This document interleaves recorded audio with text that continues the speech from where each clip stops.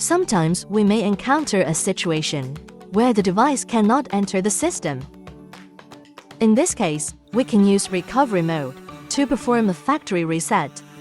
In power off mode, keep pressing the power, volume up, and volume down buttons together to enter recovery mode. Release the power button once the Lenovo logo appears on the screen, while keeping the volume up and volume down buttons pressed.